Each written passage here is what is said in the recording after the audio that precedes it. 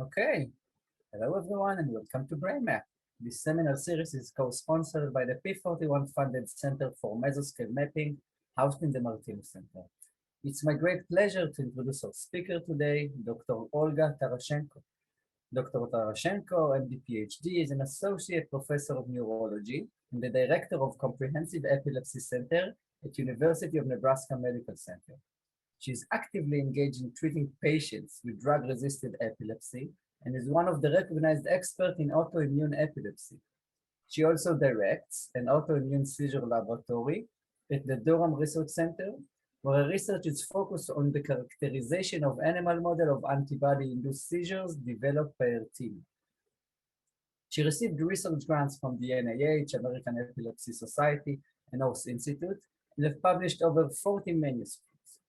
I would just like to remind the audience to please address any question you have using the Q&A box or raise your virtual hand. Dr. Taraschenko, thank you so much for coming here today. The virtual stage is all yours. Good afternoon, everyone. Thank you so much for inviting me to speak today. It's a great pleasure. So I'm a physician scientist from the University of Nebraska. I am treating patients with difficult epilepsies and also conduct basic science research. I have a lab which is focused on the development and characterization of the mouse model of autoimmune seizures. I have one disclosure. I serve on the Medical and Scientific Advisory Board for the New Onset Refractory Status Epilepticus Institute. For the learning objectives today, we will review the main clinical and diagnostic criteria of autoimmune encephalitis and seizures.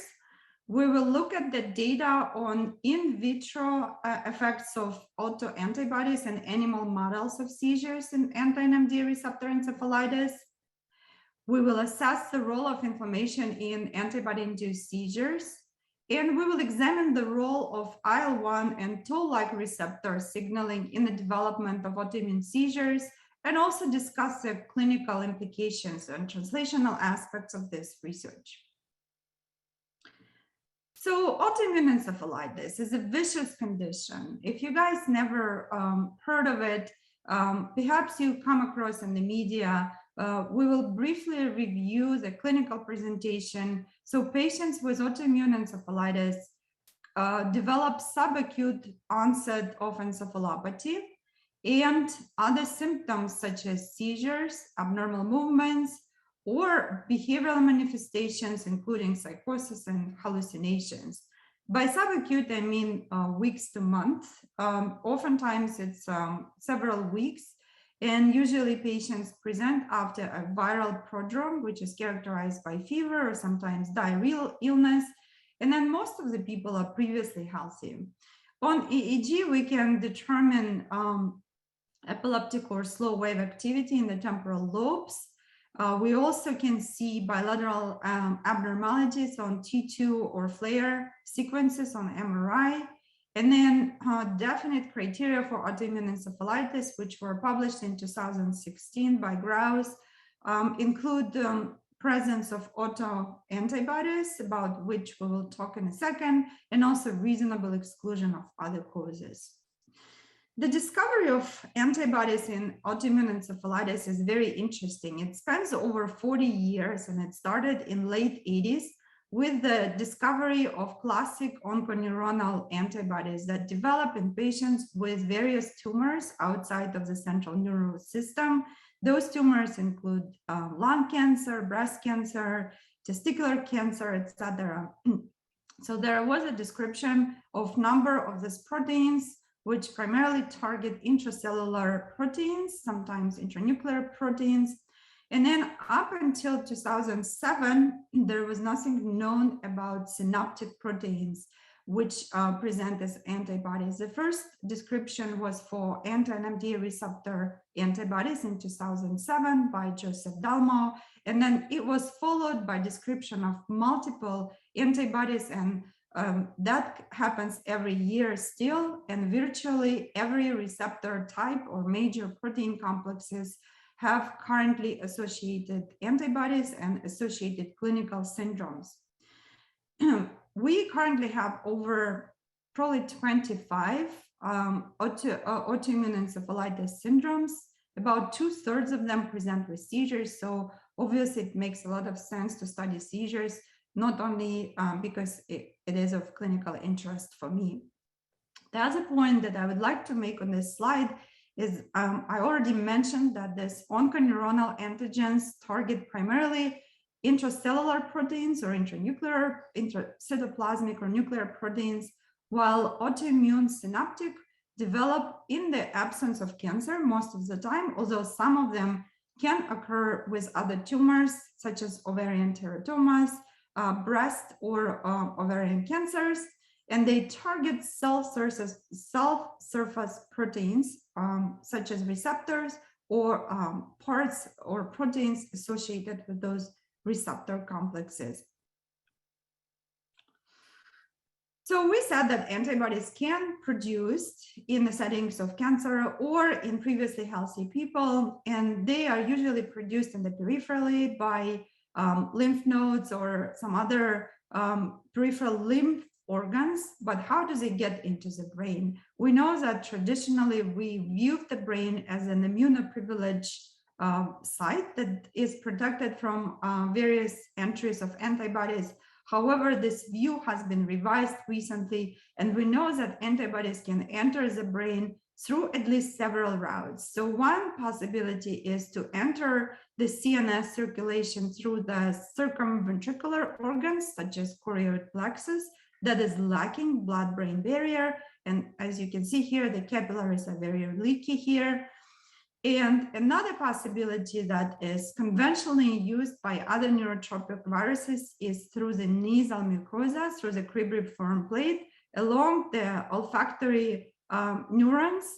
And that's one of the other possibilities how antibodies can enter from the periphery into the brain. And finally, in the settings of inflammation, typically tight vessels of the CNS circulation can become very relaxed, and those tight junctions become loose, and that allows entry of these large proteins into the CNS circulation.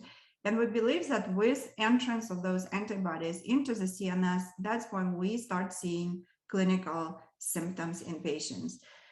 Additionally, I would like to make a point that in certain encephalitis syndromes, such as anti-NMDAR receptor encephalitis, antibodies can also be produced in the CNS directly in the thecal tissue. There's an exception rather than the rule, but at least we know some syndromes that are accompanied by the CNS production of antibodies.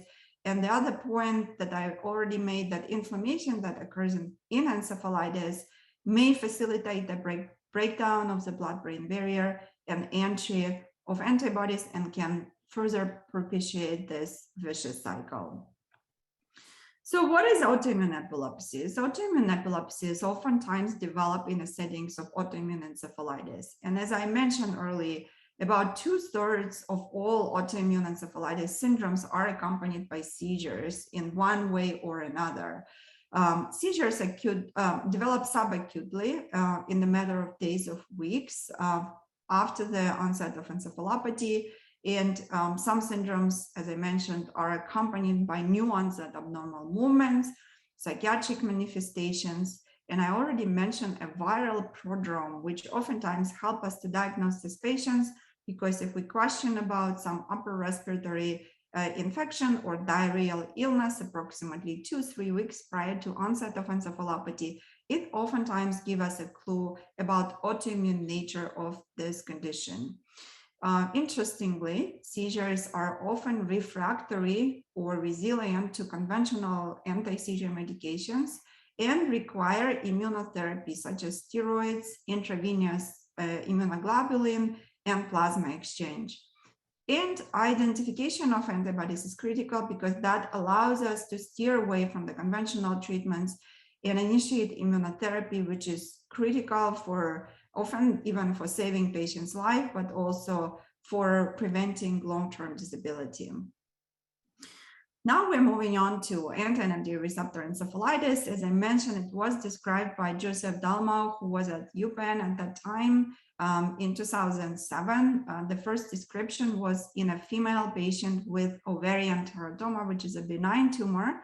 However, subsequently, we learned that this encephalitis can also occur in completely healthy person without any presence of benign or malignant tumors.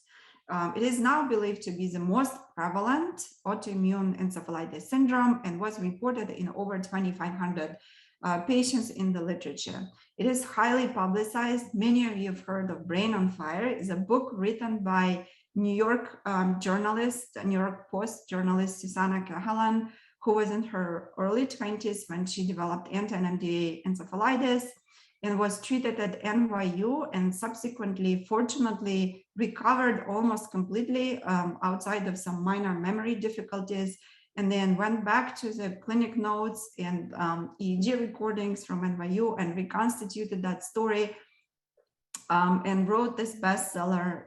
There is also a movie based on this book, but movie is not as great as a book. Interestingly, Susanna was diagnosed based on brain biopsy because back then there was the only method to diagnose encephalitis. Now we have, of course, assays based on the CSF and spinal fluid.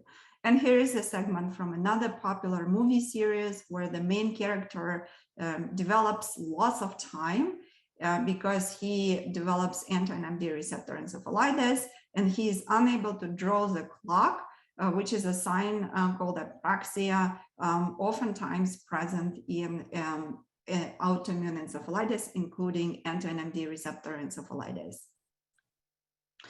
So anti-NMDAR receptor encephalitis develops in association with IgG antibodies against one subunit of the NMDA receptor. It's a gluon-1 subunit, which is located on the extracellular site. As I said, it's very prevalent and believed to be surpassing even viral encephalitis incidence in young patients ages 0 through 30 years of age. It manifests with quick cognitive decline, psychosis, hallucinations, personality changes, and abnormal movements. Some of them are very bizarre, and oftentimes we have difficulties distinguishing them from seizures. Seizures is a hallmark of anti-NMDAR receptor encephalitis, and they develop in over 80% of patients. And severe seizures of status epilepticus, which is a neurological emergency, develops in over 7% of patients. Again, going back to the clinical aspect of it, many times the seizures would not respect our traditional treatment approaches and will require intubation, induction of the pharmacological coma, and even then seizures would not respond to anesthetics, would require immunotherapies, but even with immunotherapies, only about 50% of patients will respond and their seizures will be terminated. So this is example of the imaging in anti-NMDAR receptor encephalitis. On the left-hand side, you see flare sequences and you see increase in signal. In the temporal lobe, it's unilateral on the right, but there is also some suggestion that maybe the left side is also involved. And then this is a TSPO imaging. The first panel is a patient in acute state, and you can see fairly symmetric increase in signal, which is kind of spans large territories of the cortex bilaterally. And this is the same patient in panel B after the round of steroids, treatment with steroids, and you can see that his signal distribution is almost similar to the healthy volunteers. So he recovered clinically, imaging-wise, and his seizures stopped. So in the clinical world, we have to nowadays detect antibodies in the bodily fluids from patients. Those include serum specimens and spinal fluid specimens. We do a spinal tap to diagnose this patient. We send the specimens to several large diagnostic labs in the country. The one that Nebraska Medicine sends the samples is Mayo Clinic, which worked out this tissue-based assay really well. So in this assay, they take sections of the mouse brain and incubate it with a patient CSF. And then you can see this characteristic immunostaining that you see in anti-NMDA encephalitis in the mouse hippocampus as well as cerebellum. So this is just how the samples got screened, and then there is some confirmatory assays that are taking place in the background. So in vitro and some in vivo effects of anti-NMDA receptor antibodies are well characterized. We know that antibodies induce reversible internalization of the postsynaptic NMDA receptor clusters. That triggers decrease of the NMDA receptor mediated postsynaptic currents in the functional assays. And we know that if we remove antibodies, either artificially or during the treatment of patients with some sort of plasma exchange, or neutralize them otherwise, then the receptors get restored onto the surface and patients get better.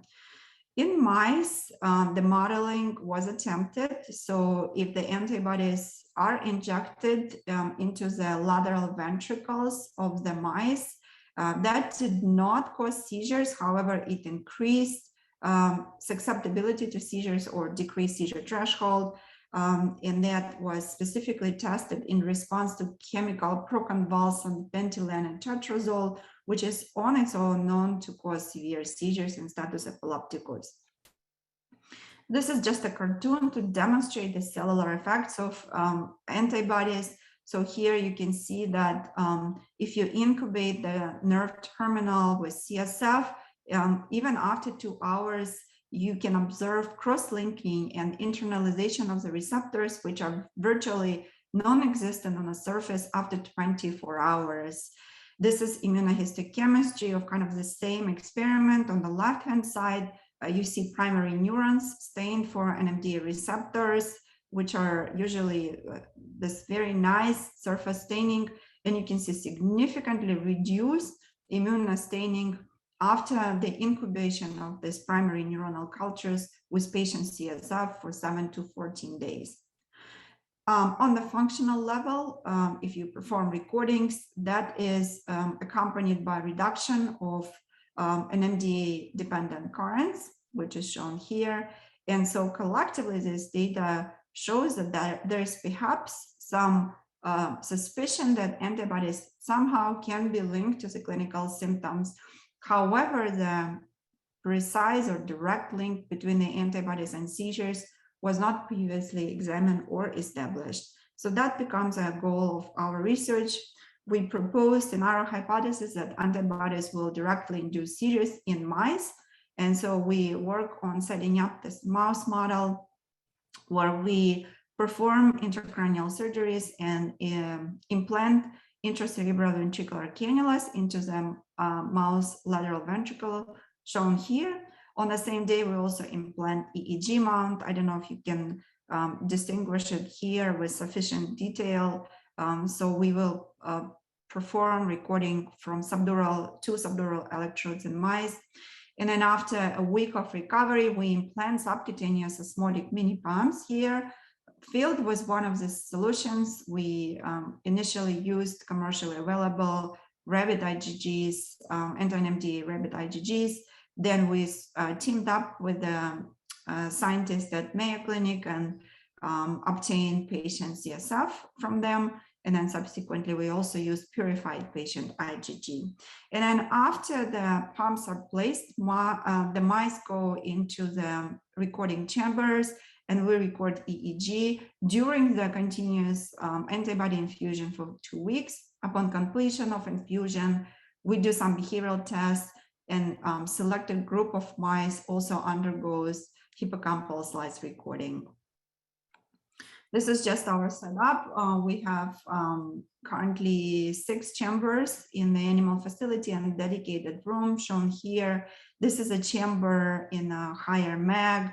You can see that the camera is installed on top and mouse is tethered, but otherwise is unrestricted. So it can be recorded for up to 2 weeks without interruption of their daily activities.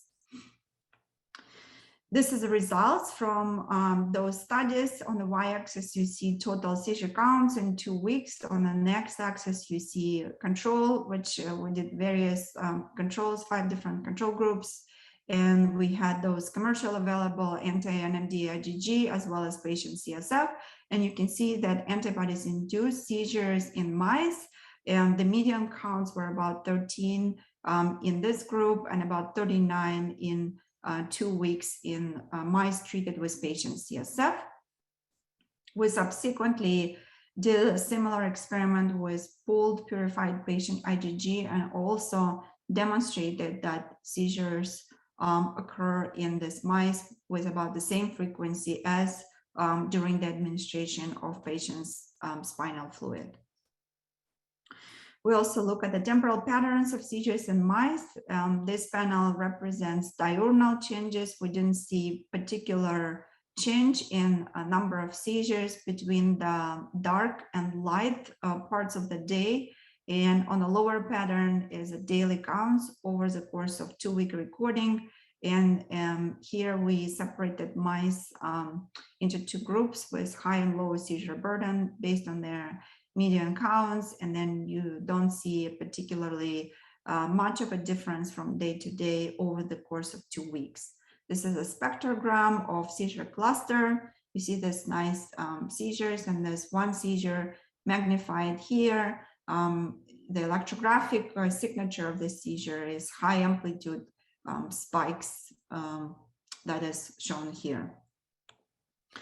As far as behavioral correlates of seizures, we were sort of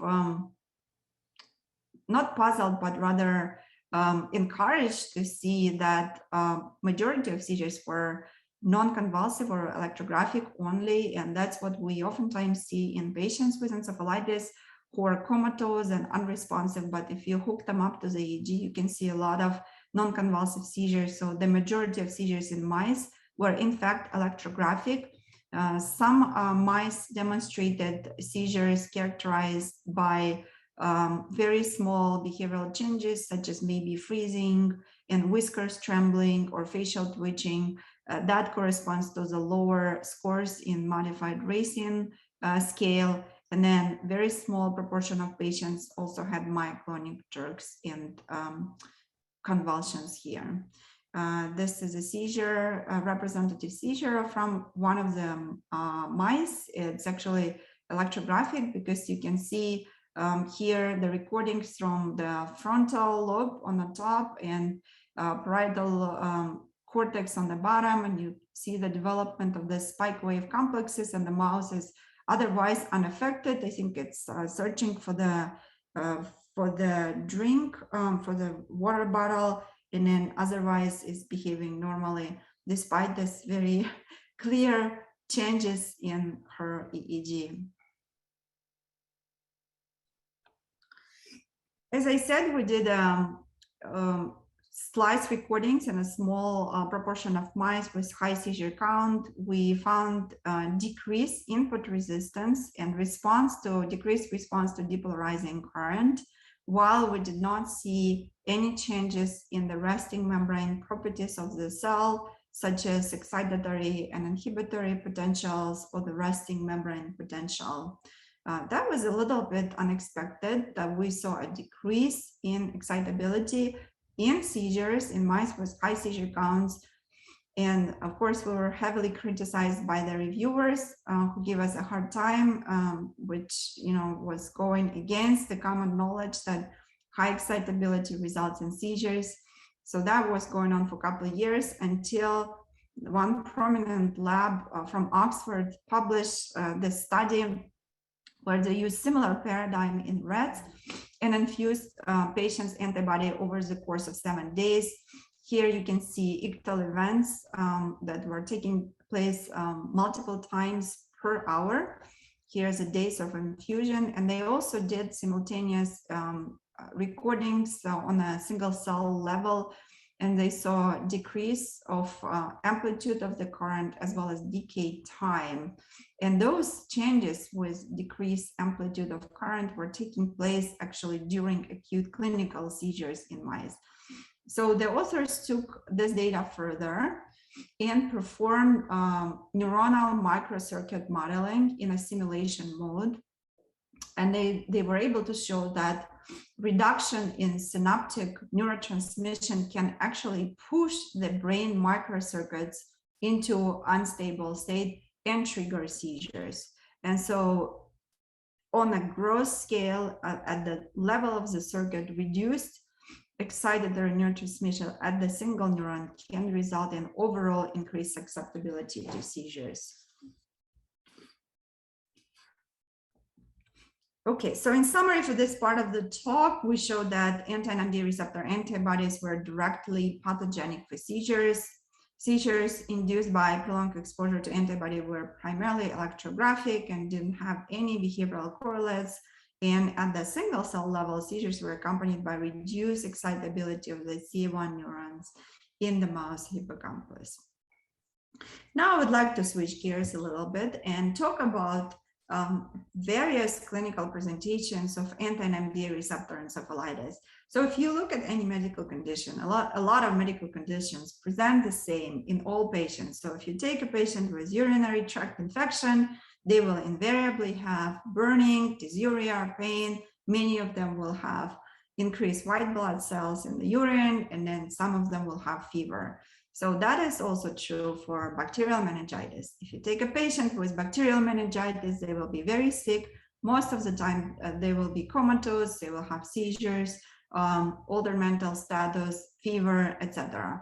So this is quite distinct in autoimmune encephalitis, and particularly in anti-NMDA receptor encephalitis. If you take 2-3 patients with anti-NMDA receptor encephalitis, not two of them are alike. So they will have a constellation of symptoms that are going into that bucket, into the syndrome. However, here is the Venn diagram from the recent review paper on anti-NMDA receptor encephalitis based on several hundreds of patients in which each clinical presentation was recorded. You can see that some patients will only have isolated psychosis, some of them will only have sleep disturbances, some of them will present with mood or behavioral disturbances in isolation. However, majority of them will have overlap of 2 or 3 different presentations. So how is that possible to have such a garden variety of presentations in patients with the same condition? So at that time, there was also a discovery of multiple clones that can be synthesized in the same patient. So multiple clones of anti-NMDA receptor antibodies can be generated in patients with encephalitis. They're not necessarily binding at the same exact epitope, but they bind at overlapping epitopes. And the idea was brought in the literature whether the repertoire of these antibodies influences the clinical presentation in any given patient.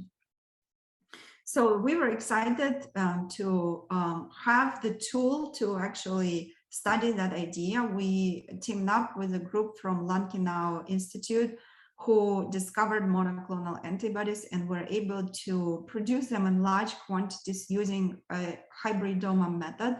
So we were provided with these 3 different monoclonal antibodies that were derived from the memory B cells of a patient with anti-NMDA receptor encephalitis and seizures. And we know at the time it was already published by that group that antibodies bind at partially overlapping epitopes within the N-terminal domain of the receptor, and they share properties of CSF otherwise derived from the encephalitis patient to induce that internalization of the receptors. This is what was published by the group in neuronal primary neuronal assays. You can see 2 different clones, 5F5 and 2G6, and then they produce this beautiful immunostaining for the NMDA receptors. And then this staining is very similar to what was observed during the exposure to patient CSF. So we propose that antibodies, if infused to mice, will produce variable seizure and behavioral phenotypes. So we used 3 different groups of mice, and those mice received 3 different monoclonal antibodies at 2 concentrations, and the time of infusion was the same for about 2 weeks. Again, mice developed seizures, however, the seizure counts were similar, and also the time spent in seizure did not change as well. We also did some behavioral assays to test motor and anxiety phenotype. This is on the left-hand side. Is a very simple assay, which is called open field. Excuse me. The mouse is just allowed to roam, and then total distance is measured. And then also the proportion of time that is spent in the middle in reference to the time spent in the outside of the arena, which reflects the level of anxiety. Can be measured. So we did not see any effect of antibodies on motor or anxiety phenotype in these animals. As a bridge to my next part of the talk, I just want to briefly mention that we knew from our previous studies that antibodies induce inflammation in the hippocampus, and we were interested to measure the expression of several inflammatory mediators, which we measured in the hippocampus of those mice treated with 3 different antibodies. And we found the increased expression of CCL2 or CC, one of the chemokines that is readily engaged in many other previously described seizure models. And interestingly, the expression of CCL2 correlated, or rather was associated with increased seizure counts in 2 weeks. So we got the idea that inflammation is involved in seizures, and we would like to further study it. And just as an introduction to the role of inflammation, we know that seizures or brain injury can trigger neurogenic inflammation, and then that can form like a vicious cycle, and then inflammation can further perpetuate seizures. We also now know from patient literature that pro-inflammatory cytokines can be increased in a CSF of patients with acute severe autoinflammatory seizure syndromes, such as new onset refractory status epilepticus, for example. We also know, and I already mentioned a couple of times, that broad spectrum anti-inflammatory agents, such as corticosteroids, for example, are used as a first line in encephalitis, and it can alleviate symptoms in up to 50% of patients. So that includes both encephalopathy and seizures. And then, as I mentioned in a previous slide, the expression of CCL2, and in previous studies, we showed that microglial markers were also increased in the hippocampus in mice which had seizures induced by anti-NMDAR receptor antibodies. So that leads us to our hypothesis that cytokine-mediated signaling can be perhaps targeted to attenuate inflammation and antibody-induced seizures. So we use pharmacological tool to test this hypothesis. We choose the drug called anakinra. Anakinra is provided by Swedish company Sobi. It's a recombinant human IL-1 receptor antagonist, which was approved by the FDA for the treatment of rheumatoid arthritis and other rheumatologic conditions. Our colleagues in rheumatology are very well familiar with this drug and help us actually to administer it to some patients with autoimmune seizures, which we tried on a case-by-case basis. In rodents, anakinra attenuated memory impairment associated with chemically induced seizures. And as I mentioned, there was emerging literature at that time that anakinra was used in particularly in children with autoimmune encephalitis and severe seizures, and it helped tremendously, and not only helped to resolve seizures, but also improved severe encephalopathy, lead to resolution of comatose state in those patients who were resistant to other treatments. So we were encouraged by that. We used the gift from Sobi and used anakinra during our infusion of antibodies on days 6 through 11. The mice were given anakinra twice daily, and we were able to show that anakinra reduced median daily seizure counts and also resulted in reduction of median seizure duration. Although the effect on seizure duration was delayed and was apparent even after the cessation of treatment in post-treatment period, which is very interesting because it suggests that anakinra may have some disease-modifying properties and can prevent epileptogenesis, or the process that leads to chronic seizures or development of epilepsy.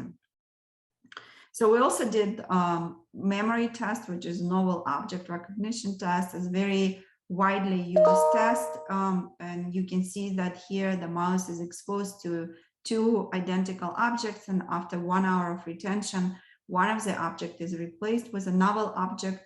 And under normal conditions, mice are curious, so they prefer the exploration of the novel object over the familiar object. However, if they have memory impairment, they can't discriminate, and they don't care whether it's new or old. They can't recall what it was before. So this is a results of these measurements in the first column here, or first panel. You see control animals which were infused with vehicle, or there were some unoperated shams, which, as you can see, prefer a novel object over a familiar object. And this ability or preference is lost in mice treated with anti-NMDAR receptor IgGs, and then that was restored following the administration of anakinra. We also look at the expression of the hippocampal inflammation, both astrocytic markers and microglial markers, and we demonstrated that anakinra reduced the expression of hippocampal inflammation. One interesting spin that came out of the studies is that was triggered by notion that anakinra has some unfavorable pharmacological properties. For example, it has a very short lifetime, half-time, and requires administration every 8 hours in patients, which is very inconvenient. The patients are usually in the intensive care unit, and multiple other treatments need to be administered. It also takes up one of the central lines or peripheral line. IV access is needed, and it has not a great blood-brain barrier penetration. So we team up with a bioengineer who was at that time working at the University of Nebraska. His name is Zhao Li, to develop anakinra-loaded nanoparticles. We received a pilot grant from the American Epilepsy Society. And so Zhao and his team were able to fabricate this anakinra-loaded nanoparticles, which was done using this water method. And as you can see, this nanoparticles was loaded. Anakinra had uniform morphology, and then similar size at about 200 nanometers. And then Zhao also tested the in vitro release profile of these nanoparticles, and the release was stable up to 2 days.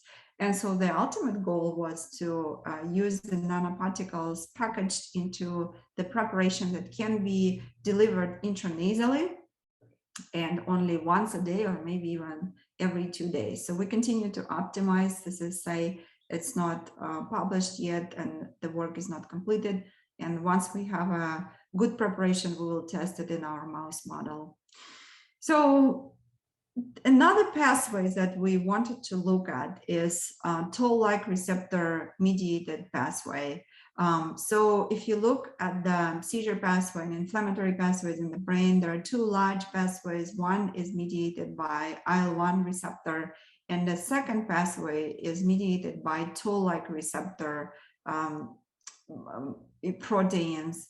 The reason why we looked at the other pathway is because we know that relevant mediators such as IL-6, IL-8, tumor necrosis factor, and certain chemokines that we know are being released in this pathway are significantly increased in patients with acute autoinflammatory seizures. What we decided to do is to look at the downstream protein, which is shared by two pathways. And this protein is called myeloid differentiation response gene 88 or MID88, and decided to test whether removal of this protein can be kind of beneficial for or protective for the development of seizures. It was also in the recent literature implicated in drug-resistant epilepsy. So this protein was upregulated in the specimens removed during surgery for refractory temporal lobe epilepsy. So it was certainly worth focusing on this target. And so we used MID88 knockout mice and similarly infused monoclonal anti-NMDAR receptor antibodies for 2 weeks. And it's just very preliminary data from our lab. We showed that male and female mice deficient in MID88 protein do not develop seizures. And we continue to assess their behavior. We are analyzing currently the responses in the novel object and open field paradigms. So just a brief summary for this part of the talk, we showed that anti-NMDAR receptor antibodies are directly pathogenic for seizures. We showed that anti-NMDAR antibodies with overlapping epitopes may produce, in fact, similar seizure phenotypes in encephalitis. We were able to demonstrate that seizures are accompanied by an increased expression of the inflammatory mediators in the hippocampus.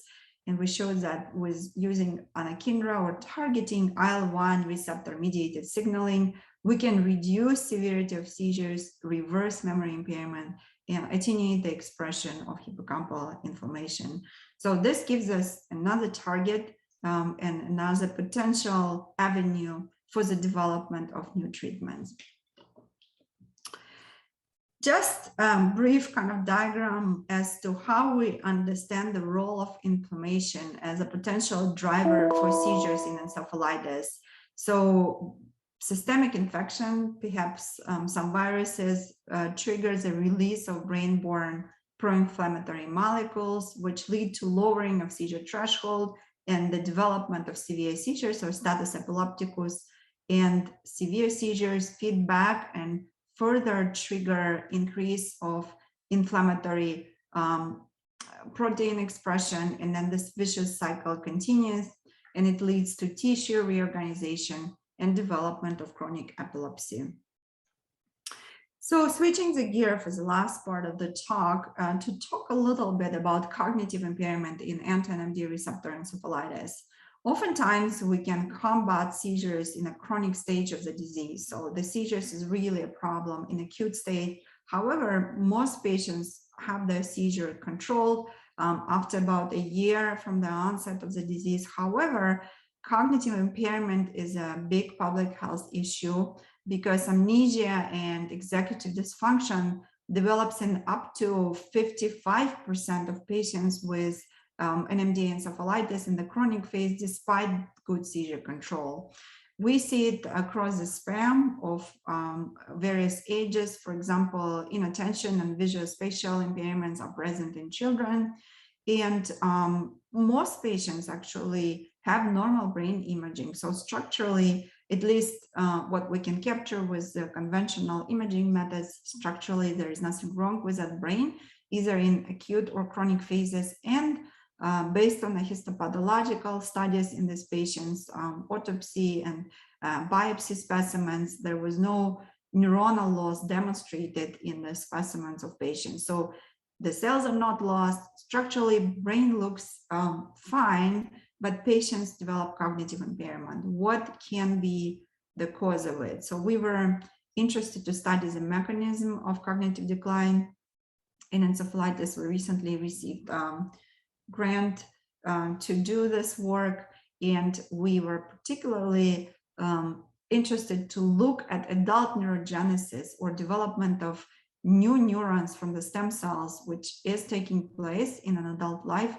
and is supposed to be a good reserve for memory and good cognitive health.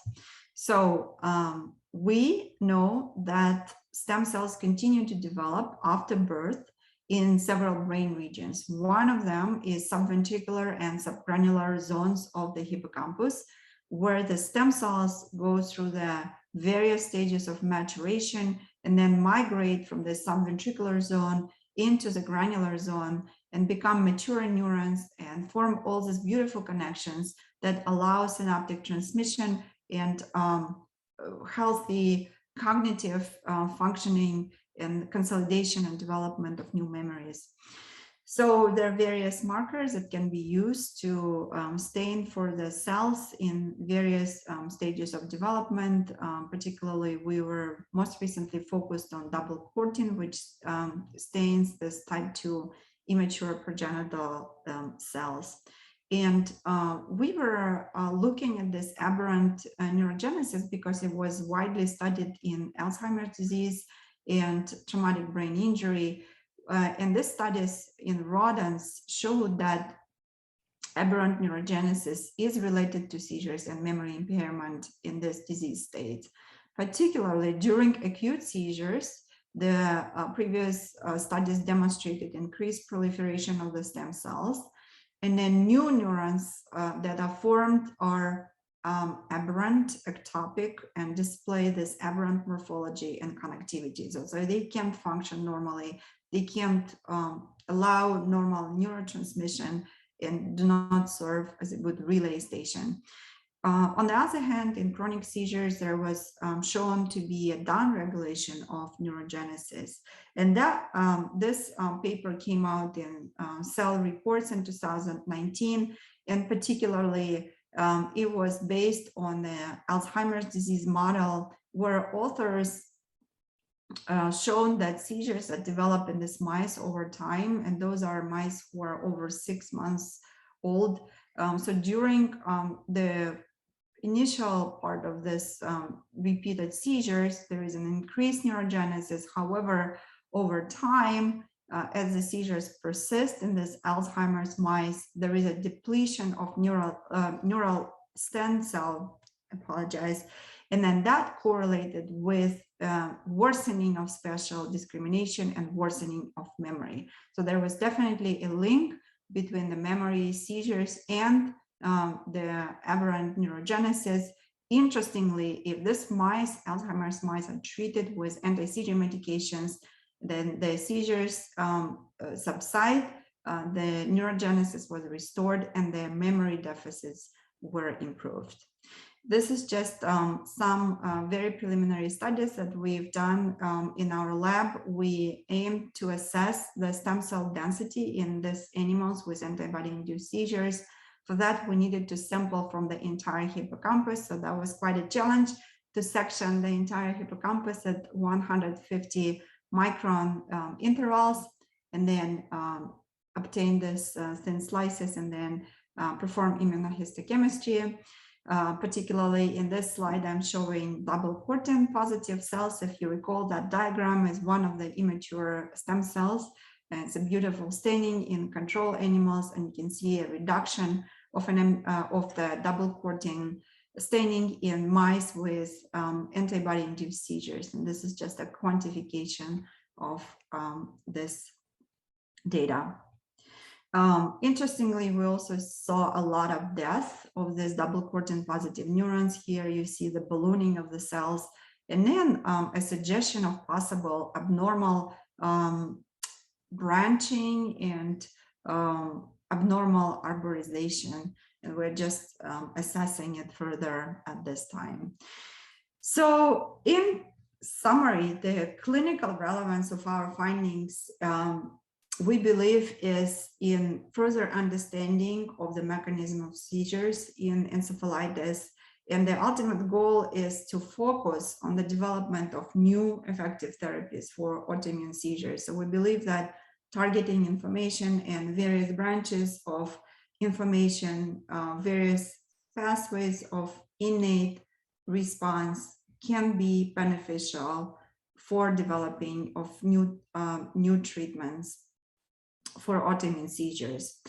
We also think that clarifying the mechanisms of cognitive decline in encephalitis will facilitate the rehabilitation of these patients and may even allow us to develop some preventative strategies aimed to reduce disability, because really this is probably one of the most significant complaints that I hear from patients. And I run relatively sizable autoimmune seizure clinic, receive referrals from 3 states to the clinic, and this is probably the most significant complaint that I hear in the clinic in patients after we control seizures, year or 2 years after the recovery. And then finally, development of new formulations of the existing drugs can rapidly advance their therapeutic capabilities for autoimmune seizures.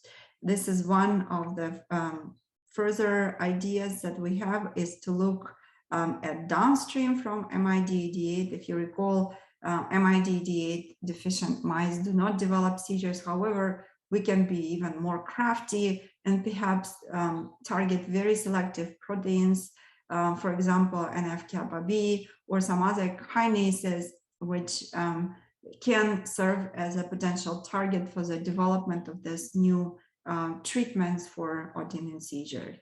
And in the future, we would like to test the effectiveness of anakinra to reduce antibody-induced seizures following an intranasal administration. We'll further study the role of toll-like receptor-mediated signaling, as well as downstream pathways, just like I showed in the previous slide, and also determine if cognitive impairment in encephalitis is linked to the disruption of hippocampal neurogenesis, and also examine what is the role of inflammation in this process of potentially disrupted neurogenesis.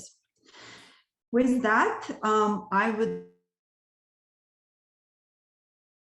journey. I have excellent mentors here at UNMC, Howard Fox, and I have my long-standing mentor from Emory that I developed collaboration with when I was doing my fellowship in epilepsy at Emory.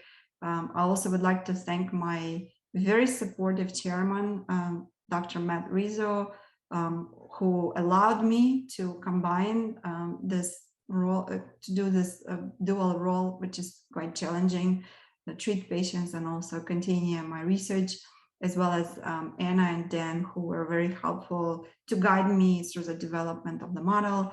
Would like to thank my lab members, Priscilla and Amber, my technicians, and then many collaborators across the country, in particularly Sean and anesthesia from Mayo Clinic, Shashank and Jingsu from Creighton University, Xiaowei Li, who is currently at WashU, as well as Scott Desane, who provides monoclonal antibodies, and Scott has a lab at Lankenau Institute. Would like to thank Sobi for the gift of anakinra and acknowledge my current and previous funding. And with that, I will take questions. I hope we still have time, 5 minutes. Thank you very much, Dr. Taraschenko, for this great talk. And we'll, as you said, now move to the Q&A phase and take a few questions. So I'd just like to remind the audience to please use the chat Q&A box, or just raise your virtual hand for any questions.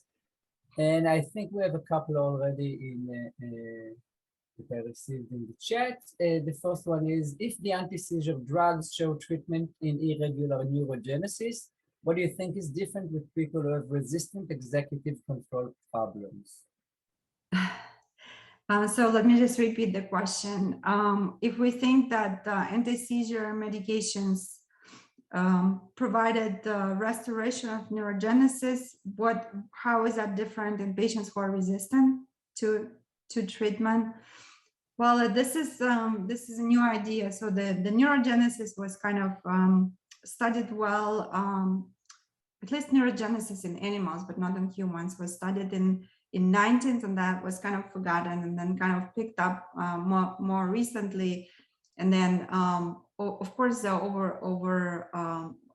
overwhelming majority of the literature is still in animals and a little bit in humans. So I think perhaps if we were to think that neurogenesis is really a culprit of cognitive impairment in encephalitis, then perhaps there could be some relationship between resistance to treatment and then how it mounts into worsening of cognitive deficit. So there's a little bit of a conundrum here in terms of, if we can control seizures, what is the contribution of seizures to the cognitive impairment, and what is the independent role of potentially neurogenesis or some other factors?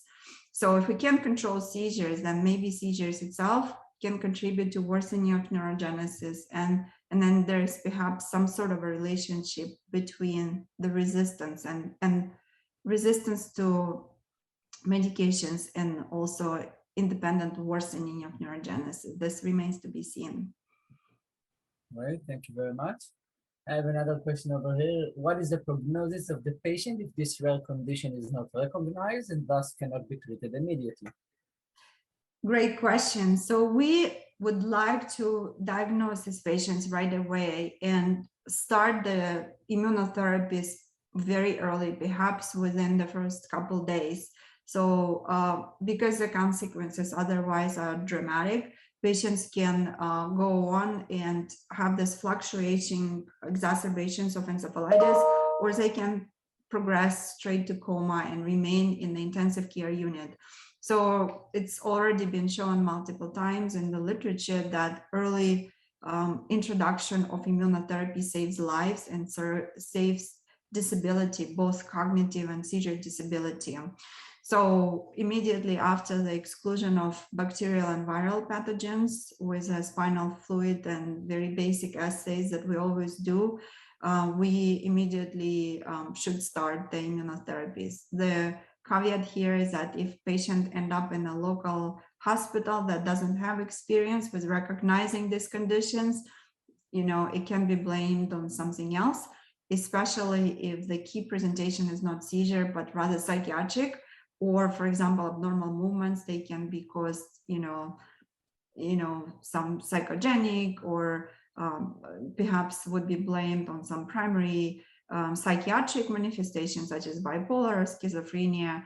And so we believe now that many women who were psychotic in the past, young, previously healthy women who developed psychosis, perhaps had that anti-NMDAR receptor encephalitis, but we never were able to recognize it in the past. So yes, the immunotherapies are critical. The consequences of untreated or poorly treated worsening of encephalopathy, worsening of cognitive disability, chronic epilepsy, and then perhaps fluctuating course if patients are completely undiagnosed or didn't come to medical attention. Wow. Thank you so much. And I think we're right on time and on schedule. So I'm going to thank the audience for joining us. And thank you so much again, Dr. Taraschenko, for this great talk. And we hope to see you next time in person. Thank you so much. Bye-bye. Bye, everyone.